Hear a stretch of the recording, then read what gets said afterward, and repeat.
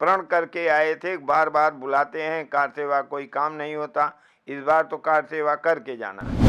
और 30 अक्टूबर को अयोध्या में घुसकर कार सेवा कर दी, भगवा फहरा दिया, तोड़ फोड़ भी की। वो राम कथा कुंज से, मंच से माइक से अनाउंस कर रहे थे कि उतर आइए, कार सेवा हो गई, उतर आइए। लेकिन कोई किसी को सुना नहीं। और 11 साढ़े 11 बजे के आसपास ढांचा ढहने लगा, जो 5 बजे तीनों टॉम्ब गुंबद गिर गए। ये 6 दिसंबर की जो घटना हुई, इससे एक प्रकार से जो जनमानस है, हिंदू जनमानस, उसमें एक विजय श्री का आभास हुआ। अयोध्या में भव्य राम मंदिर बन रहा है और चारों तरफ इसकी गूंज भी सुनाई पड़ रही है। लेकिन आपको पता है क्या, जब राम मंदिर नहीं था और इसके पीछे जो एक लंबी लड़ाई लड़ी गई थी 6 दिसंबर 1992 को, जब बाबरी मस्जिद का विध्वंस हुआ, उसके बाद लगातार कोर्ट में सुनवाई पर सुनवाई होती थी, नई नई तारीख पड़ती थी और ऐसा लगता था कि आखिर वो दिन कब आएगा जब भक्त अपने आंखों के सामने देखेंगे कि राम मंदिर बन रहा है। चूंकि राम मंदिर बन रहा है तो चारों तरफ खुशी की भी लहर है और लोग दूर दराज से अयोध्या भी आ रहे हैं।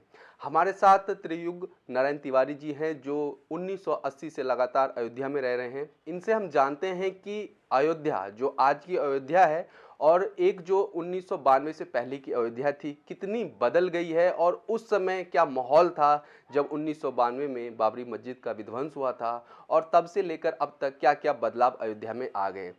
तिवारी जी, आपका लोकमत पे स्वागत है। सर, मेरा पहला सवाल यह है कि आज सब तरफ यही चर्चा हो रही है कि अयोध्या बदल गई। अयोध्या कितनी बदल गई है सर? अयोध्या काफ़ी बदल गई है।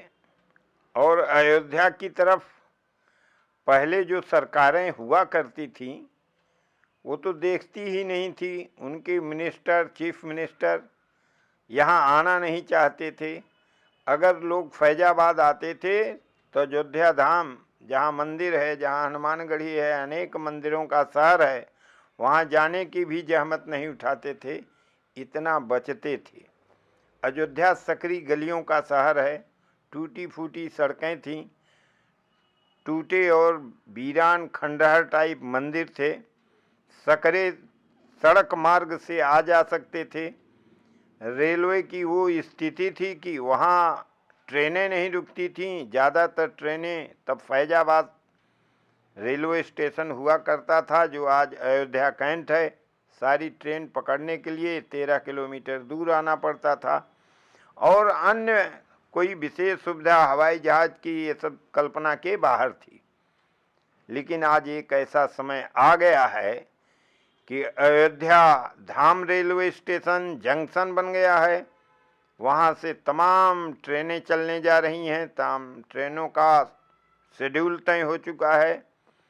और अयोध्या कैंट नामक स्टेशन से नई नई ट्रेन चल रही हैं, उनका विकास हो रहा है, दोनों स्टेशन चमक रहे हैं। 1980 से आप लगातार यहाँ रह रहे हैं। 92 में जब बाबरी मस्जिद का विध्वंस हुआ, उस समय यहाँ पर जो स्थिति थी, उस समय लोग कैसे, मतलब राम मंदिर कैसे जाते थे, वहाँ पर कैसे पूजा अर्चना होती थी, क्या वहाँ पे उस टाइम की स्थिति क्या थी, जरा हमारे दर्शकों को बताइए। जब यहाँ की सरकार, जो तत्कालीन सरकार है मुलायम सिंह की थी, उसने एक अनाउंसमेंट कर दिया कि परिंदा पर नहीं मार सकता, वो सुरक्षित रहेगा 30 अक्टूबर को। विश्व हिंदू परिषद ने पूरे देश में तैयारी की। यहाँ तक कि अयोध्या के रास्ते के ट्रेन रुक गईं, बस रुक गए, आवागमन बाधित हो गया, सरजू नदी में फोर्स लगा दी गई। लेकिन फिर भी कार सेवक गलियों से, गन्ने के खेत से, गांव से, अन्य तमाम जगहों से छिप छिपाकर आते रहे और 30 अक्टूबर को अयोध्या में घुसकर कार सेवा कर दी, भगवा फहरा दिया, तोड़ फोड़ भी की। पुलिस ने कुछ गोली भी चलाई, कार सेवक मारे गए। उसके बाद 2 नवंबर को कार सेवक आगे बढ़ रहे थे, हनुमानगढ़ी चौराहे से सीआरपीएफ के जवानों ने गोलियां चला दी, जिसमें चर्चित दोनों कोठारी बंधु भाई मारे गए।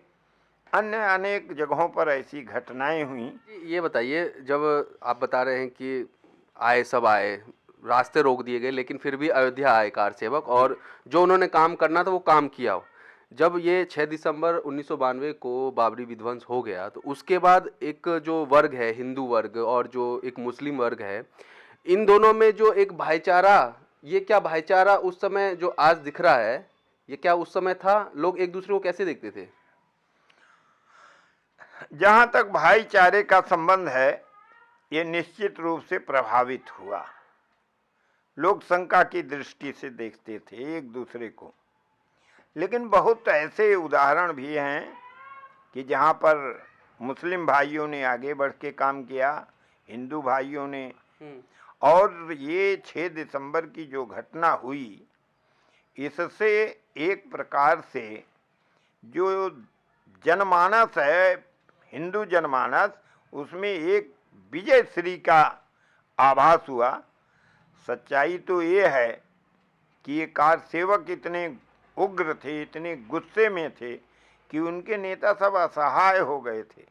वो राम कथा कुंज से, मंच से माइक से अनाउंस कर रहे थे कि उतर आइए, कार सेवा हो गई, उतर आइए। लेकिन कोई किसी को सुना नहीं। और 11 साढ़े 11 बजे के आसपास ढांचा ढाने लगा, जो 5 बजे तीनों टॉम्ब गुंबद गिर गए।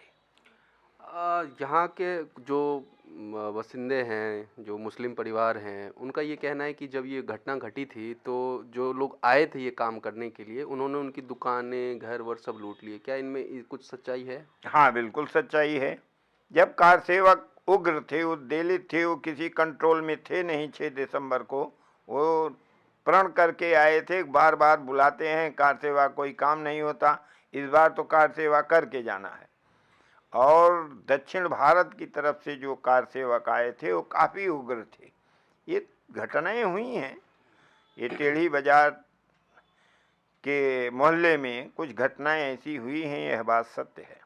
आज का क्या मतलब है स्थिति? आज हिंदू मुस्लिम कैसे अयोध्या में रह रहा है? अयोध्या में तो इस समय अब आप समझिए कि हिंदू साधु संत ज़्यादा लोग रहते हैं वहाँ। तो वो सब तो बाग बाग हैं, बहुत प्रसन्न हैं, बहुत खुश हैं कि हमारे अभीष्ट भगवान राम का मंदिर बन गया है। 22 जनवरी को उसमें प्राण प्रतिष्ठा हो जाएगी, वो मंदिर चल जाएगा।